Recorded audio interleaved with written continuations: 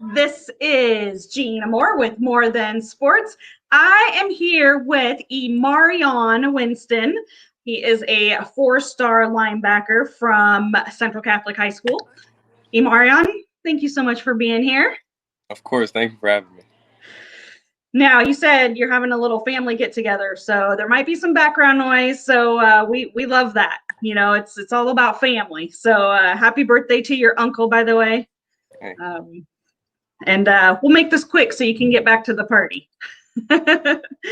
So you play for Central Catholic as a linebacker, yes, and you guys in 2019 won the championship. yeah. What was that like for you? I think to sum up all of my thoughts, it was an amazing experience. Of course, I Mhm. wouldn't take any other experience over that. It was just great, a great after the game, great during the game. It was just a great feeling. I feel like me personally, I focus on a lot of main goals that me and my brothers have. Lamar got two championships in high school, so that one championship is like really just the beginning in my eyes. Like I got the first one, got to get the third, got to get to the third one to be able to, top everybody. So the first one was great for me, but I know that this isn't the end. We have to focus for our next one. Right. Well, and that's good. So, I did have a question further down in here, but I'm going to ask it right now. So, so you have two older brothers. Lamar played for Oregon as a linebacker. Elijah plays for USC as a linebacker. Um, so, who do you compete with the two of them the most, Lamar or Elijah? I think a lot. I get these types of questions a lot. I think we don't really compare ourselves because we all are very successful in different categories. Now that Mm-hmm. is the big thing. Lamar is just an outright athlete. We tell him that all the time. He could not play football for years and come back on and look like he's been working out his whole life.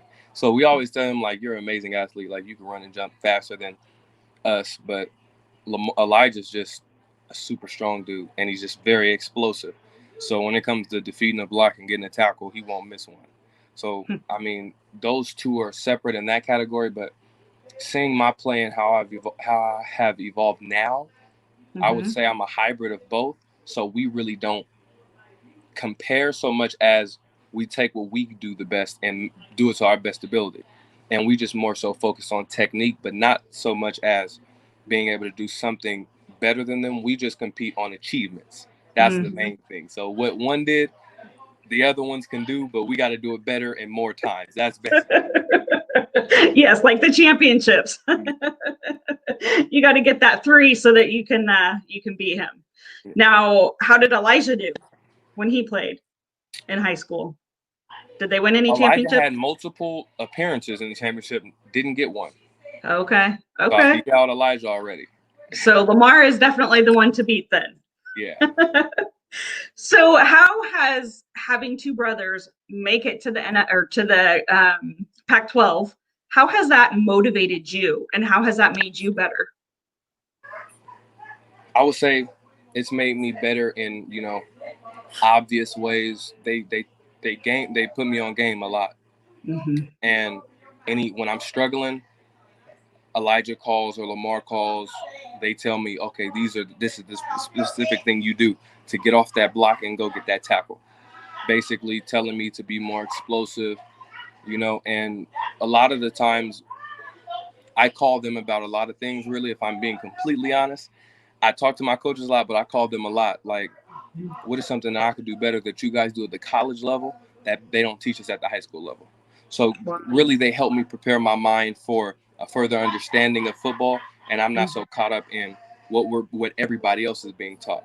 Because to be Mm-hmm. average isn't enough for my family. We always think like, what can you do to be three steps ahead? Mm-hmm. Well, and that's a great attitude, and it's great that you understand that, and that you have two older brothers that play the same exact position that you play. So they can really give you that advice and know what you're going through because they've been there. So you guys are pretty obviously a very close family then. Oh yeah, I mean, I couldn't name a family that I would think is closer. Growing up, we did everything together. And, I know that they support you a lot.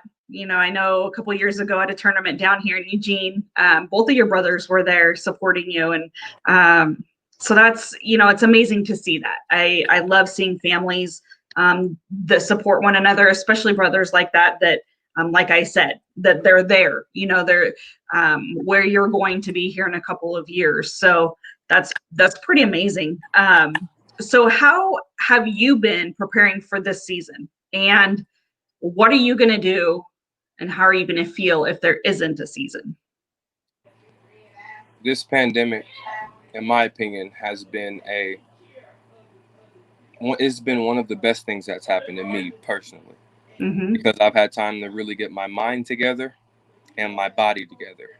I told Mm-hmm. myself after last year I want to come back heavier, but I want to come back the same speed, if not faster, than I was. So I've definitely gotten heavier. I'm definitely like fast for my weight and all of those good things. So it's really been good for me to work out and to focus on these things. And it's actually giving me time to slow down mentally but speed up physically.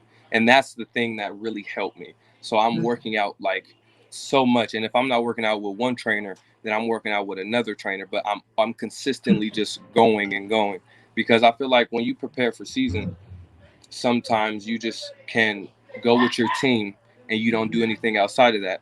And some Mm-hmm. practices may be lackadaisical, but with the workouts, it's like an 100% grind every single day.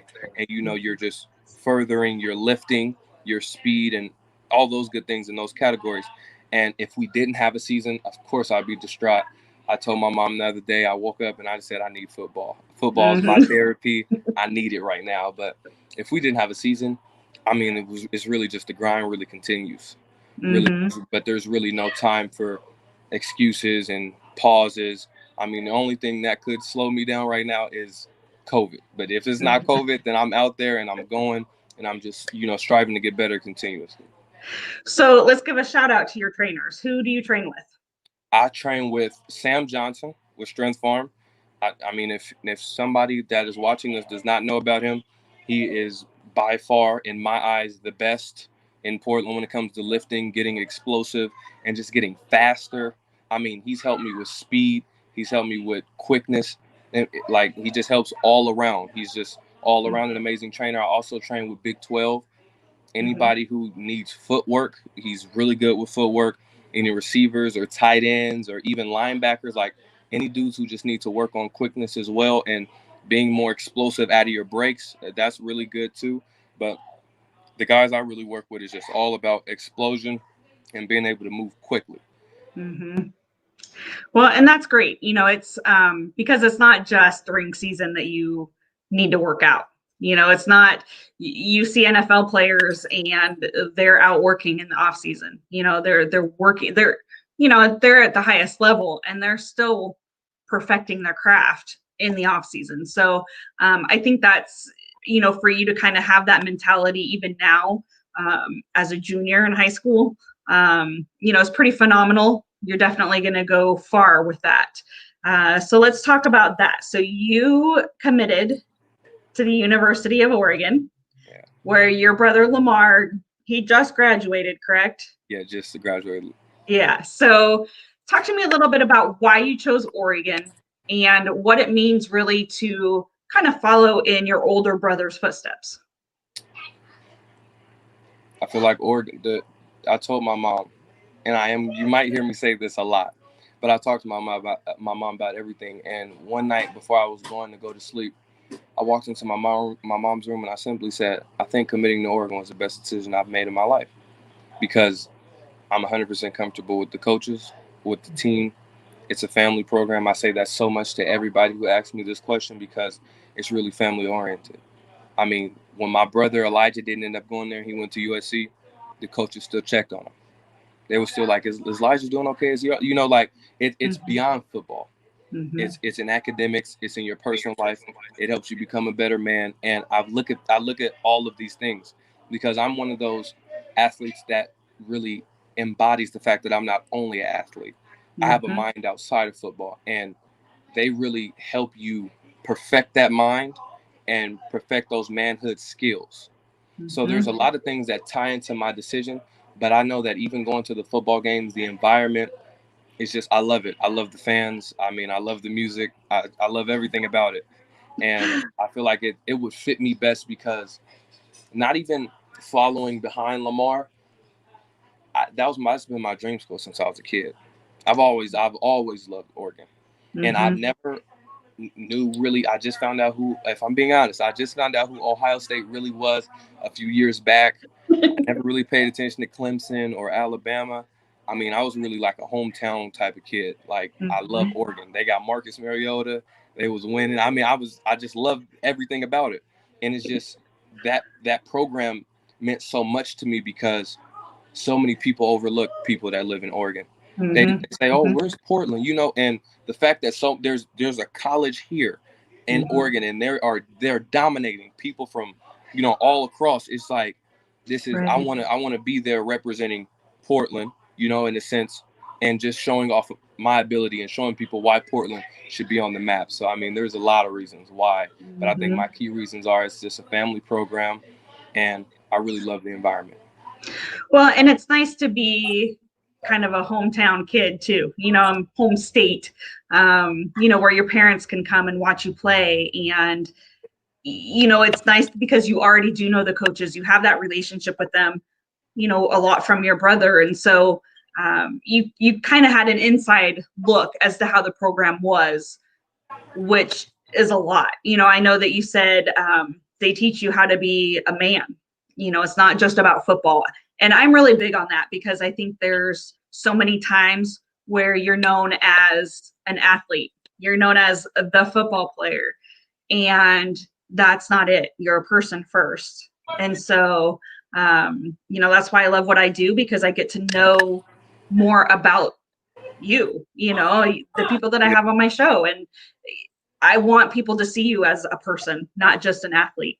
And so, you know, that's what I love the most about this is that, you know, it just gives an inside look as to who you are and, you know, how you think. And so, so let's talk about who your biggest sports idol is.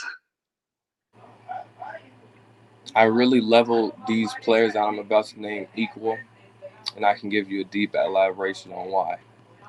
Ray Lewis is a key factor in the reason I play football. If you look at any picture of me when I was, I want to say 8th grade, 7th grade, and maybe 6th. And I want to also say in elementary, I wore the number 52. I watched him, and he was just a phenomenal player. And to understand what he went through as a kid and what happened to him when he, you know, as he was growing up, and him still pulling out of it and working hard, getting his spot. And just now, when you think of who's the best linebacker, Ray Lewis is a thought in your head. That's amazing. He's a key factor and one of the reasons why I play the position that I play and why I play football. Deion Sanders, of course, we don't play anything near the same position, but our personalities are similar. I'm very big on who I am as a person. I've never tried to fit in. I've always been my own person. I've always walked into a state where people walked into a place where people were uncomfortable, and I just was comfortable in myself. I came in joking, laughing, smiling, because, you know, that's just who I am. Also, Muhammad Ali. Muhammad Ali's another person that just, I feel like we share a person, you know, some similarities in our personality. I really am confident in myself, and I always say that. Like, I make very big statements that people look at me like I'm crazy. Like, what? Why would you even? And that's the type of person Muhammad Ali was, and he would always back it up. He would always double back and come and handle business. Mike Tyson from my last one, because Mike Tyson just had a scary mindset, and even when he explains the person that he was when he was boxing, he gets emotional. And when you're that serious about something that you're doing and you're that passionate, it shows in your work. And seeing what he used to do to people when he boxed, he was just amazing at what he did. And I feel like I share a goal, going back to my first example with Ray Lewis. And when the people think outside linebacker, they think Amarion Winston. When they think who's the best to ever do it, I'm a thought. I don't even have to be your number one choice. You can go off statistics. But the fact that you thought of me, and I've come from and come out of what I've come out of, is just amazing to me. Those are my people, definitely. So let's talk about that then. What have you had to overcome in your life to really make you confident and know that, you know, you've been through stuff that's made you stronger and confident? I would say one thing, the very first thing that I would like to address is mental health. I feel like a Mhm, lot of people don't take that as a struggle. There's been mhm, a lot of times where my mental health wasn't in the best place. One key thing that happened to me this in high school was just my great grandmother passing. She used to watch every game for Lamar and Elijah, and she never really got to watch me play. So that mhm, affected me heavily, and my mental health wasn't in the best place. But coming through that and just becoming my best player, because I know that she would want me to be, you know, my best. But that is really one huge thing in my life, and I feel like growing up, there has been, you know, states where I was just in a mental place that just wasn't the best. And mhm, still being able to handle those things myself and with, you know, of course, the support of my family and being able to just continue to keep my mind on school, football, and family and just keep pressing on is just huge to me. So I feel mhm, like my mental health in general, to not get too specific, you know, because there's so many things. And my mental health has mhm, been one thing that in the past I just had to, you know, overcome and, you know, keep pushing mhm. forward. Well, and that's a huge topic right now too. You know, I think it's because it has been kind of pushed under the rug, uh, especially for football players. You're supposed to be football players, tough, strong, you know, manly, not show emotion except when you're on the field and you're, you know, hitting people. And so I'm really glad that that's starting to be talked about and not be so taboo, because mental health is a real issue that a lot of people face, you know, and I think it's way more than anybody knows. And so you can look happy and great, but on the inside, you know, that may not be what's happening. And so, you know, that's great that you bring that up, because I think more awareness definitely needs to be on that, especially for athletes, because there's so much pressure, you know. And so, and have you felt that, you know, I mean, I guess having two older brothers that are, you know, great athletes like you are, but did you feel that pressure that you had to kind of perform and be like them? Surprisingly, never in my life have I ever felt a Good. pressure to live up to a certain standard. And Mhm. I would like to shout out Lamar and Elijah specifically for that, because no matter what the media has ever said, and no matter what any coach, any high school or college coach has ever said about me having big shoes to fill, there, Mhm. Lamar and Elijah always told me to walk in my own shoes. I Mhm. didn't have nothing to come. I didn't have nothing to come behind. I'm my own person. I make my own decisions, and I'm my own player. And Mhm. them supporting me for me and Mhm. them not telling me to do what they did is one huge thing, because a lot of people have older siblings, but a lot of people don't have older siblings as successful as mine. And Mhm. when you have somebody that successful, sometimes you can lose that relationship, but they have kept that relationship tight. And they've always told me that becoming myself was one key thing. And Lamar Mhm. and Elijah, till this day, they're surprised at the decisions I make, the things that I do, because they are sometimes so opposing to the things that they would do. But they never have told me, "Oh, you're stupid" or anything. They've always supported me in my decisions, and they've always continued to tell me, "Just become your own person and keep, you know, living your life. But don't ever think you have to do something that I did to prove yourself to somebody else." Mhm. Wow. That's, you know, it's pretty phenomenal. It's amazing to have people like that that speak that into your life. Because like you said, it's rare. You know, a lot of people, it's about competition, it's about being better than them. And of course there's some of that, you know, sibling rivalry, but for them to tell you to be your own person and not to walk in their shoes, uh, that's amazing. And you know, it sounds like you've really taken that and understood what they were saying, and you are your own person, and that's amazing. So shout out, yes, definitely shout out to Lamar and Elijah, and to your parents, because they've raised some great kids. So so you play 7-on-7 for Team Lillard. um, Talk to me about what that's been like, you know, playing for Houston Lillard and the amazing coaches that he has there. What's that been like for you? I can't speak for anybody else's experience with any other 7-on-7 program, but Houston, Lionel, DK, all of my Houston Lillard coaches are big brothers to me. Like they genuinely care for me as a person, me as an athlete, and the decisions that I make. Houston is willing to go through any hoops and any, obstacles to be able to, help me out and help me become a better person or a better athlete. But I know any obstacles that I've told Houston that I'm facing, he's been willing to talk to me about them. He's been willing to pull me aside and be like, okay, this is what we're going to do to handle this. I've had times, a prime example, we lost the game last year when we went to Vegas, and I was out of it. I'm not really a person that likes to lose. I hate it. So when we lost, I am out of it. And I'm showing a side of myself that isn't me. And Houston pulls me to the side after we get in the huddle, and he said, everybody in this tournament look at you when you're on the field. They look at what you do, and they can see that you're the leader of this team. So to be the leader of this team and not to always act like yourself and allow a loss to make you come out of yourself is something that we don't do. And that one thing that he said just changed my whole aspect of that whole weekend. I mean, I made the best out of it, and I started playing like I hadn't been playing. And having that, like, as I said with Oregon, having that family feeling is huge. And that's why I've been offered many positions at other 7-on-7 programs. But people don't understand sometimes that when you're actually getting better, when you're actually building a very good relationship with somebody and they're getting you to be the best person you could be, I wouldn't trade that for anything. And I feel like nobody else could make me a better athlete. Nobody else could make me a better person, and nobody could keep me grounded like Houston has.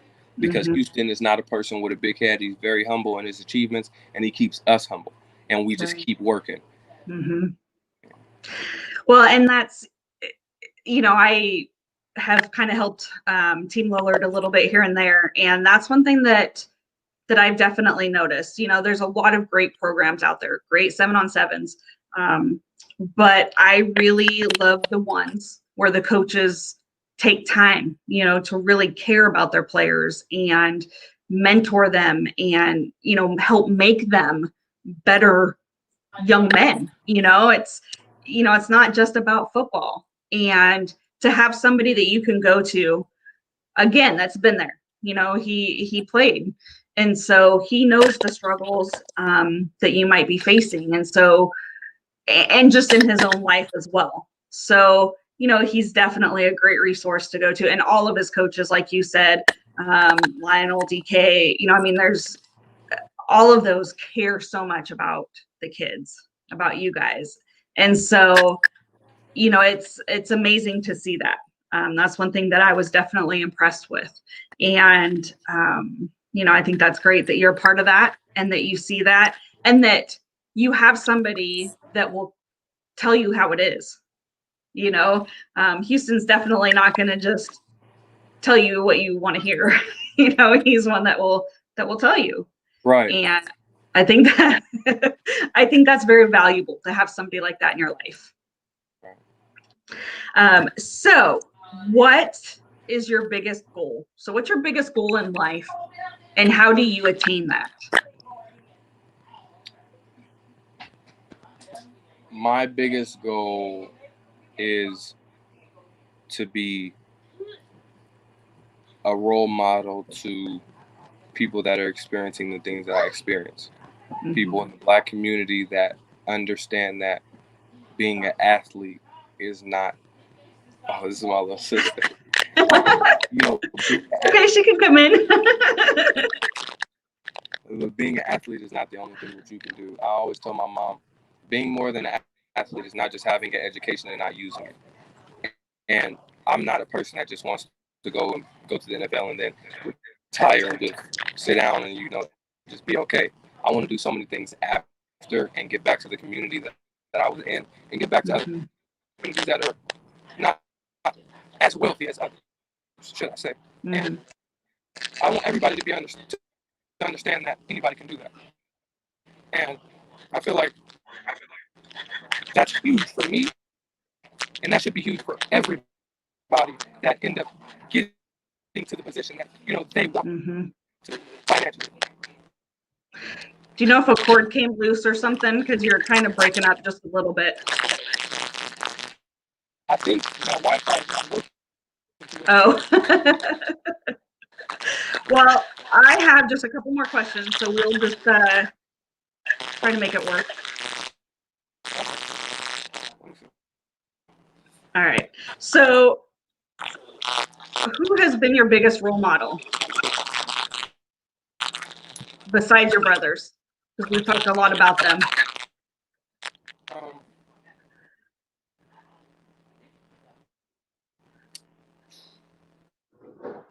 Hard.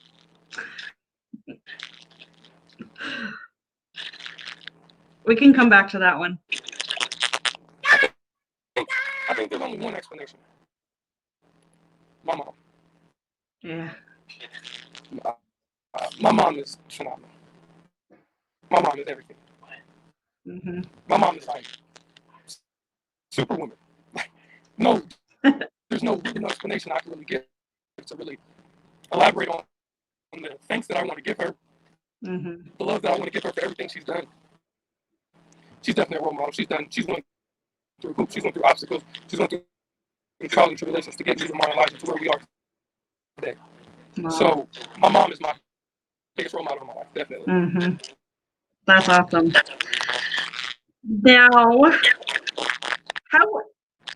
let's do this. What is your favorite memory so far? Like, what's been your best favorite memory so far in your life?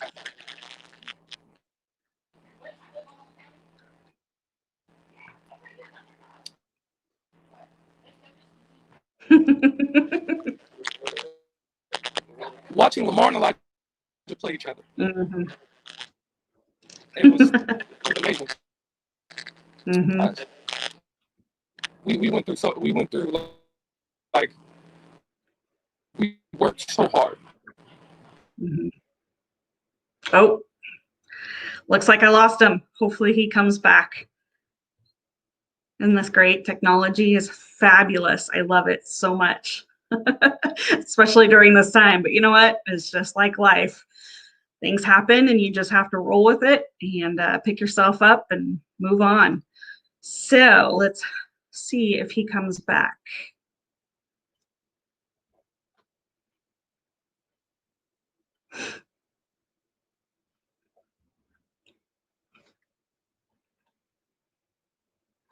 Just give him a couple more minutes here and then we will sign off.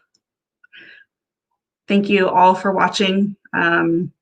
I will say Imarion is an amazing person. Just hearing him talk, he's very mature for his age.